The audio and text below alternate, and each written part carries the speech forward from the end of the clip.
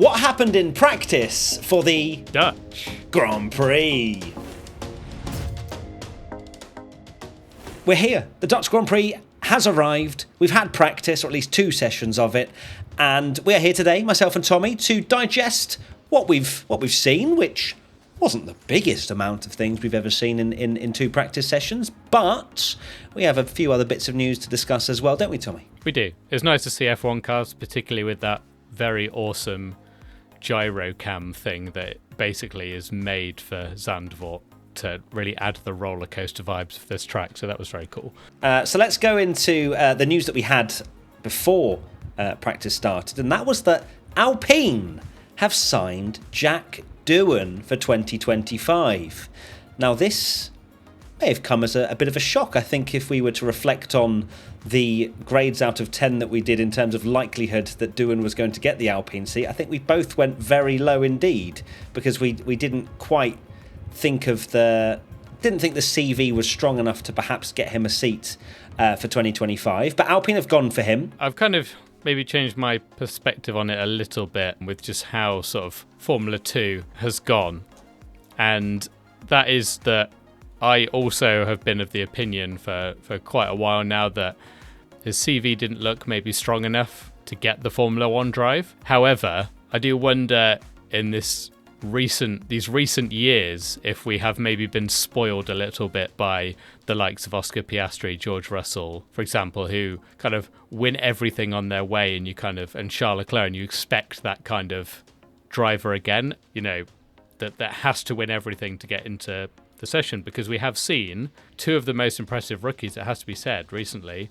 It's been Oliver Bearman and Liam Lawson, and you can argue that the 2 of them, while have had good careers, they haven't had that same stratospheric junior career like Charles Leclerc, George Russell. They've shown that they can do the job, and I feel like I think there are a lot of capable drivers in Formula 2 that could, so it'd be very, very interesting to see how Jack Doohan gets on. For sure. I am interested to see how he does next year as well, especially stacking up against Pierre Gasly, who is by no means a slouch. So it's going to be quite the throwing in of the deep end, I would say, for Doohan up against Gasly. Okay, then let's get into practice then today and start with free practice 1, which was very wet. And it did dry out towards the end. So we did see quite an exciting sort of final 5-10 minutes where the track just kept ramping up and up and up and getting drier and drier. And it was Lando Norris that was fastest in FP1. But I think the main thing was really the rain as such, because we saw that last year. It's not a surprise. It's more the wind. The wind was incredibly strong. Now, you do actually get some shelter around some of the track because of the bankings and things like that. So there are places where the drivers can still push, but it's certainly something, if we do see that for the rest of the weekend, that's going to be something to watch out for, because you can't plan for a massive gust of wind into a braking zone. So it could make for some safety cars, because as well, Zandvoort, if there's a beached car, it's a safety car, because there's not really anywhere for the car to go once it's stuck.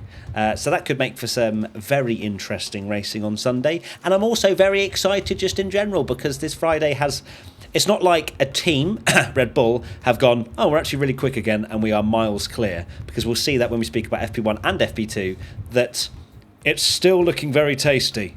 Tomorrow is meant to be that similar level of bad weather, so it could be a very, very interesting qualifying if we get a mixed up grid, because we know how hard it is to overtake around Zandvoort in dry conditions. Of course, we had all those overtakes last year, but that was in a crazy race. So yeah, the wind does seem to be almost more of a factor than rain these days. So it sounds kind of really pathetic to be like, oh, the wind, but these Formula 1 cars are very sensitive to it.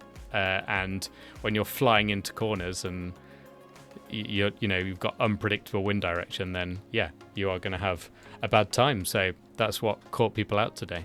It did indeed. We saw spins for Gasly, Perez, Verstappen and Hulkenberg. So yeah, it was a difficult session, but of course we don't read too much into FP1. And I don't think Gasly was actually 9.7 seconds off the pace down in 20th. Let's go to free practice 2 then, the more representative session, and this is where we saw some very fast lap times. And it was George Russell fastest ahead of Piastri, Hamilton and Norris. It's looking very close between 2.5 teams, I would say, Tommy. You've of course got McLaren, Mercedes and Verstappen. Ferrari looking really bad, aren't they? And they did struggle last year as well, but they've gone the wrong way, even more so. I felt like they were like comfortably just behind Mercedes, McLaren and Red Bull. No, this hasn't given me too much hope after Friday, at least. Yeah, maybe Carlos's move will actually be an upgrade in the end, going to Williams. Yeah, thanks, mate. It's incredibly close between Mercedes and McLaren. I know it's only practice. I do feel like a bit of an idiot now for maybe not saying Mercedes would be in my top 3 when they have won the last few races and got Hamilton podiums, but we shall see. It's only Friday. It's only Friday, of course. And this is exactly the scenario, right, of McLaren and Mercedes very close, and it was Verstappen out in front. We've now got the scenario of Verstappen now not in front, and we've still got this close competitive fight right at the front with Mercedes and McLaren. So it's just dreamland right now. Safe to say Perez had a difficult Friday again. He didn't do much running at all in FP1, and then down in 12th in FP2. So it might be another difficult one. And I know we did say about the crazy prediction of him making it through to Q3, and we're like, oh, surely that can't slide. He's going to make it through to Q3. From Friday, I would be probably saying that him not making Q3 would have been, well, who knows? But it's not looked great for him so far, has it? You throw wild conditions into the mix like we might expect, and I think Perez will just be happy to make it through into Q3 and just needs to have a quiet weekend, at least somewhere near the top, because he kind of has that excuse now of Red Bull not being off the top, because if Max isn't winning every single race, we now know that Red Bull is nowhere near as good as it was at the start of the season, and it's not just Perez falling off. Verstappen is struggling as well to be as dominant as he was, and he's not won for a while, so he's kind of got a pass there. It just depends how well or badly he does in the race, whether we have to have that wonderful discussion after every Grand Prix or if Perez will keep his seat, which we of course know yes he is at the moment. And Christian Horner got asked it again after the session and how Perez wasn't doing that great, and he could tell he was just kind of like, I've answered this every single week. We are Red Bull. We are now quite soft when it comes to driver moves, rather than what we used to be like. Question from P1 Patreon member Sophie. Is Mercedes baiting us again in practice sessions, or is this actually their pace now? Look, you can only take so much from Fridays, but from what it looks like, and Mercedes have literally won 3 of the last 4 races, yes, Mercedes have figured it out, finally. It's only taken them 3 years to sort this car out and to get towards the front. But no, they've got confidence. Hamilton says he's growing in confidence every time he's going out in this car. So it's definitely Mercedes pace. I think we've seen that now from the last few races, and we can get very excited that they've not figured it out and they're now half a second clear. They are right in this pack, and it just makes for such a fascinating weekend. And this is where the pressure goes back on McLaren, because it's not just Max that they're fighting, it's both of the Mercedes. Russell and Hamilton are such a strong driver pairing that you have to beat them and also beat Max Verstappen. So it has to be a perfect weekend, almost week in, week out for McLaren now. But what I will say is, if McLaren do sort their S out and Lando does sort his starts out, he could win a race and Max finish 5th with this Mercedes now in the pack. So there is a chance for this points overhaul to happen, but it's going to have to take some serious work from the Papaya team. You can't really say that Mercedes are baiting us with their pace, because, like you say, they've won the last few races. They have had a very good form now. It is not like they've been on this run of 9th places and then they're topping FP1 again. Now we know Mercedes can win races and fight at the front. They have figured it out now, like you say. It's not a case of them doing crazy experimental things, it seems, anymore, and then sometimes just finding themselves in a random practice session at the front and going, oh, okay, are we back? And then you get to tomorrow and they're like the next day and they're terrible again. Next question, P1 Patreon member CC Hollister. How refreshed and ready does Norris look to win this weekend? I mean, refreshed, sure. still carrying the same self-criticalness that he'd had when he left for the summer break. Obviously, I think it came at a right time for Lando, but at the same time, it doesn't really matter how he looks. It's not like he's dominated the 2 sessions. Of course, he finished fastest in FP1, but that was hardly representative with the changeable conditions. And free practice 2, it looks like it's going to be very, very close in qualifying. That's why I backed Piastri in my predictions, because it could go either way. I know Lando has outqualified Oscar quite a lot this year, but you can also sense perhaps Oscar getting closer and closer. So it's by no means a foregone conclusion. Max Verstappen, you cannot write him off, even though he was 5th in FP2. It is all going to come down to qualifying. I'm convinced of it, because it's Zandvoort. Yeah, you're right.